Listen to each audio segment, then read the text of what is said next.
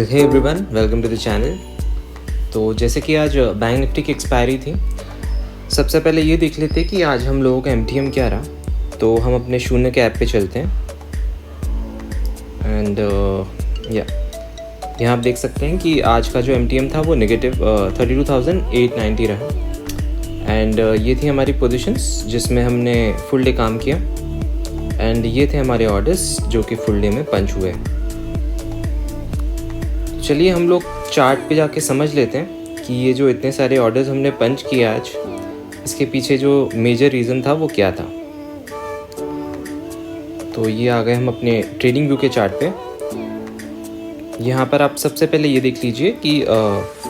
जो ये और ये दो रेंज थी, ये प्रीवियस डे की लो एंड हाई की रेंज थी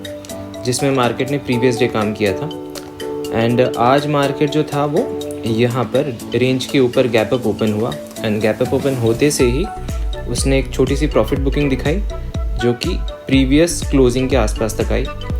वहीं से मार्केट ने एक शार्प सपोर्ट लिया और अपसाइड का बाउंस दिया जो कि डे हाई के ऊपर चला गया मार्केट। एंड देन वहाँ से बिल्कुल भी सस्टेन नहीं किया, थोड़ा सा भी टाइम रुका नहीं और उससे भी ज़्यादा ड्रास्टिक फॉल आया जो डेज लोज के भी नीचे चला गया। एंड देन एक मिनट मैं ये डिलीट कर देता हूँ सो दैट आपको अच्छे से समझेगा। उसके बाद में मार्केट थोड़े से टाइम के लिए कंसोलिडेशन फेज़ में गया, वहाँ से अगेन एक sharp V shape recovery form हुई जो ऑलमोस्ट डेज हाई के आसपास गई, लेकिन इस बार डेज हाई को ब्रीच नहीं कर पाए। एंड देन यहाँ पर एक डबल टॉप फॉर्मेशन हमें देखने को मिला एंड देन वहाँ से ये फॉर्मेशन ब्रेक डाउन हुआ एंड मार्केट अगेन अपने डेज लोज के आसपास आ गया एंड इनफैक्ट जो क्लोजिंग आई वो डेज लोज के भी नीचे आई। तो यहाँ पर जो हमारी जिस तरह से हमने पोजीशन साइजिंग में एंट्री की और उसके साथ साथ जो एडजस्टमेंट्स किए वो मैं आपको एक्सप्लेन करने की कोशिश करता हूँ। At this point of time हम लोगों ने अपनी एक पार्शियल पोजीशन जो होती है ओवरऑल, उसकी एक छोटा सा पोर्शन हमने स्टैडल में एंटर किया एंड देन यहाँ से जो डिप आया इसमें हमें खासा प्रॉब्लम नहीं आई, लेकिन इसके बाद में जो शार्प राइज आया इसके अंदर हमारे जो कॉल साइड के स्ट्राइक्स थे उनके स्टॉप लॉसेस लग गए एंड सिर्फ पुट्स हमारे पास में रह गए। एंड देन वहाँ से मार्केट ने जो ये शार्प डिप दिया, इसके अंदर जो हमारे पुट्स थे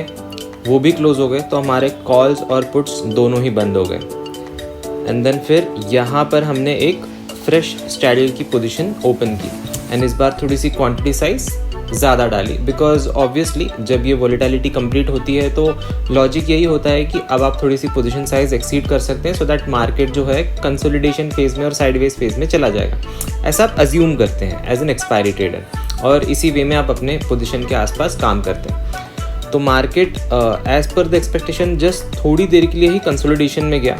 लेकिन उसके बाद में वो वापस से एक शार्प अपसाइड का मूव दिखाने लग गया और एक ब्रेकआउट डे के अपसाइड का उसने एक मूव कंटिन्यू किया जिसमें हमारे अगेन स्टैडल में से कॉल साइड के एसएल वापस हिट हो गए और पुट्स हमारे पास में रह गए। अब इस लोकेशन पर जब मार्केट अपना टाइम स्पेंड कर रहा था तो हमें लगा कि अब हो सकता है कि मार्केट अब ये जो ओवरऑल जोन है यही जोन में मार्केट कहीं फुल डे रह जाएगा। तो हमने वही बेसिस पर वापस ये जो अपसाइड का ये पोर्शन है यहाँ पर हमने कुछ स्टैडल को और इन किया। तो कुछ चैनल्स और ओपन होने के बाद में यहाँ पर हमारे पास नीचे के पुट्स तो पड़े ही थे और यहाँ पर एक फ्रेश कॉल्स और पुट्स की एंट्री हुई, लेकिन जैसे ही मार्केट ने ये शार्प डिप देना शुरू किया इसके अंदर हमारे जो ये पुट्स थे ये भी ब्रेक इवन पर आके बंद हो गए और ये जो ऊपर के पुट्स थे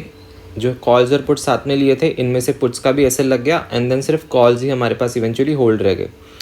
तो ये इतने सारे जो स्टॉप लॉसेस हमारे कंटिन्यूस हंट होते गए, इसके अंदर हम लोगों को eventually net to net losses ही चलते रहे और जो लास्ट में ये कॉल्स भी हमारे पास में थे इसमें हमने कोई एग्रेसिव एडिशन नहीं किया क्योंकि आज ऑलरेडी हमारा जो लॉसेस था वो एक ठीक ठाक सा फिगर में एक्यूमुलेट हो गया था और हम लोगों को अपना रिस्क बढ़ाना नहीं था,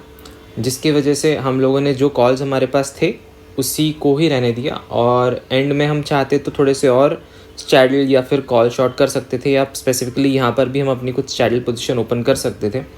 बट देन ये जो स्पाइक्स आते हैं ना ये वाले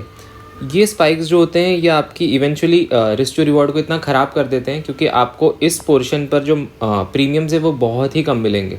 लाइक नेक्स्ट टू नेग्लिजिबल मिलेंगे। एंड देन अगर आप उसके स्टॉप लॉसेस बड़े बड़े लगाएंगे तो आपका रिस्क टू रिवॉर्ड ख़राब हो जाएगा, और छोटे छोटे लगाएंगे तो वो हिट हो जाएंगे। तो इसीलिए आप दोनों में से वो कोई भी चीज़ प्रेफर ना करें तो बेटर होता है एंड ऑफ द डे पे। और वही चीज़ हमने भी किया, इसलिए हम सिर्फ कॉल्स में ही रहे हमारे, और एंड ऑफ द डे तक जो भी कॉल्स ने डीके दे दिया वो दे दिया, जिसकी वजह से हमारा जो नेट MTM था वो थोड़ा बहुत लाइक जो लॉसेस एक्सीड हो गए थे वो थोड़े से कम में आए। बट देन इवेंचुअली आज ठीक ठाक से लॉस में ही हमको डे बंद करना पड़ा। तो ये थी आज की कहानी। आपसे मिलेंगे नेक्स्ट वीडियो में। Till then thank you very much for watching the video.